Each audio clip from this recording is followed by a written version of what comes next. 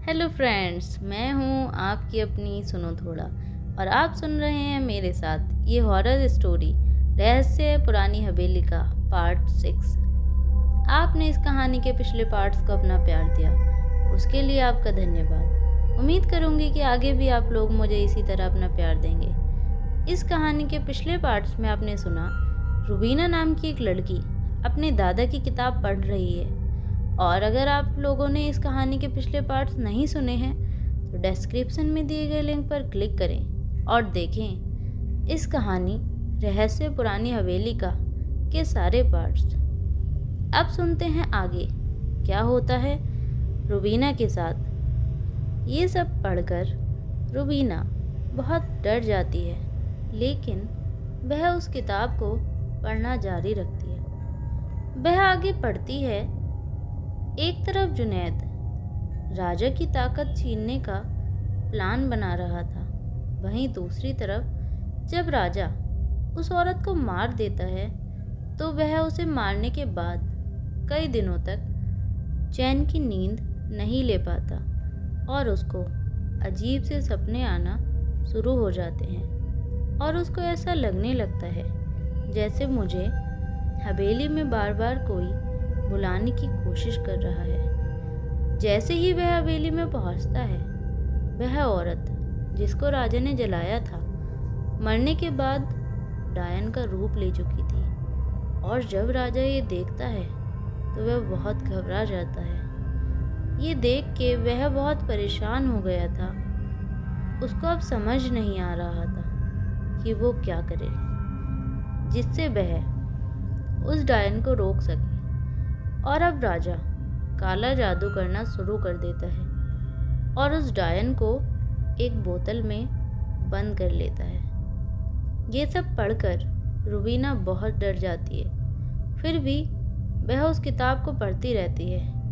तभी उसे कुछ अजीब सा महसूस होने लगता है। जैसे जैसे वह उस किताब को पढ़ रही थी, वह उस कहानी को अपने दिमाग में सोचने लगती है। तभी उसे कुछ हरकतों की आवाज़ें सुनाई दी, जैसे जैसे कोई अंदर से बाहर निकल रहा हो। वो डर गई और तेज़ी से अपने कमरे की तरफ भागी। पर जब वो अपने कमरे में पहुंची तो उसने महसूस किया कि कमरे के अंदर कोई और भी है।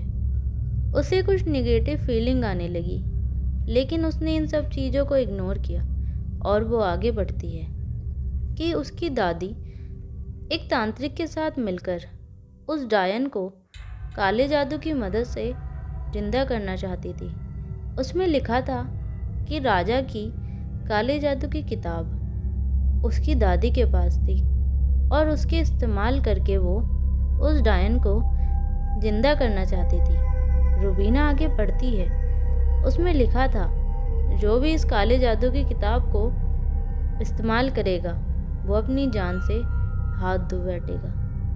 ये उस किताब को राजा ने मरते हुए श्राप दिया था। अब वे किताब के उस पन्ने में पहुंचती है जिसमें ये लिखा था कि किस कमरे में डायन बंद है।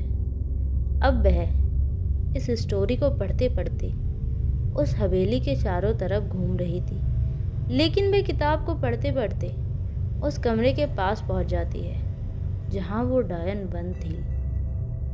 रुबीना जब भी किताब को पढ़ना शुरू करती, वो बार बार उसी कमरे के पास पहुंच जाती, इसलिए उसने किताब को वहीं रख दिया जहां से उसने उठाई थी। तो वह देखती है उसके बराबर में एक और किताब रखी होती है जो होती है काले जादू की। रुबीना जब तांत्रिक के पास जाती है तो वो बोलता है, मैंने तुम्हें जो काम दिया था वो काम अभी तक नहीं हुआ है। रुबीना, तुम क्या कर रही हो? लगता है तुम्हें अपनी दादी से नहीं मिलना है। तांत्रिक उसे साफ साफ बता देता है, तुम्हें अपनी दादी के कमरे में एक किताब मिलेगी, उसे तुम्हें मेरे पास लाना होगा। एक काले जादू की किताब। तांत्रिक को ये सब कैसे पता? क्योंकि ये तांत्रिक वही था जो उसकी दादी के साथ उस डायन को जिंदा करने में उसकी दादी की मदद करता था। अब तांत्रिक को क्यों ज़रूरत पड़ती है उस किताब की? तांत्रिक उसकी दादी की मदद सिर्फ खजाने के लिए कर रहा था, क्योंकि उसकी दादी ने कहा था कि तुम मेरी इसमें मदद कर दो और मैं हवेली का जितना सोना होगा तुम्हें उसकी जगह का पता बता दूंगी जहाँ हवेली का सोना है। इस लालच में तांत्रिक उसकी मदद करने को तैयार हो गया था। अब वो उस किताब को इसलिए हासिल करना चाहता था जिससे वो उस किताब से उसकी दादी को जिंदा कर सके और उस हवेली की डायन को जिंदा कर सके और उसकी दादी की मदद से हवेली के सोने का पता कर सके। तांत्रिक को ये बात नहीं पता थी कि उस किताब में वो श्राप है, जो भी इसका उपयोग करेगा वो अपनी जान से हाथ धो बैठेगा। ये बात सिर्फ रुबीना की दादी जानती थी। फिर भी उसकी दादी ने उस किताब का उपयोग किया जिससे वो दुनिया में नहीं रही। फिर भी वो उस डायन को क्यों जिंदा करना चाहती थी? क्या रिश्ता था उसकी दादी का डायन से? सुनते रहिए मेरे साथ। अब देखते हैं आगे।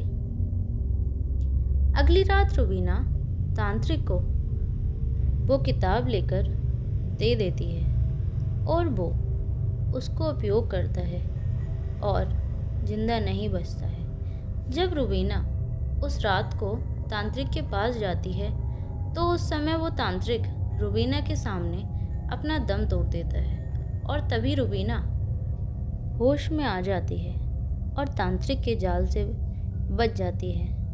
रुबीना उस काले जादू की किताब को अपने साथ घर ले आती है। जब वो दादी के कमरे में जाती है तो उसके दिमाग में ये बातें चल रही होती हैं। मेरी दादी उस डायन को क्यों जिंदा करना चाहती थी? वो फिर अपने दादा की किताब को उठाती है जिसमें उसके कुछ पन्ने उसकी दादी के भी लिखे हुए थे। उसमें लिखा था, मैं अपनी पोती को भूत पिशाचों की कहानियाँ इसलिए सुनाती थी कि अगर मुझे अपनी बहन को जिंदा करने में कुछ हो जाता है तो मेरा काम को मेरी पोती अंजाम देगी। ये देख के वो बहुत घबरा जाती है और वो आगे बढ़ती है जिसमें लिखा था, हवेली में जो डायन बंद है वो मेरी बहन है और मैं अपनी बहन को जिंदा करने के लिए कुछ भी कर सकती हूँ। अगर ये किताब कहीं खो जाए या नष्ट हो जाए तो मैं उसे कभी जिंदा नहीं कर पाऊँगी। इसलिए वो काले जादू की किताब मैं हमेशा अपने पास ही रखती हूँ। ये सब पढ़ के रुबीना के पैरों तले ज़मीन खिसक जाती है।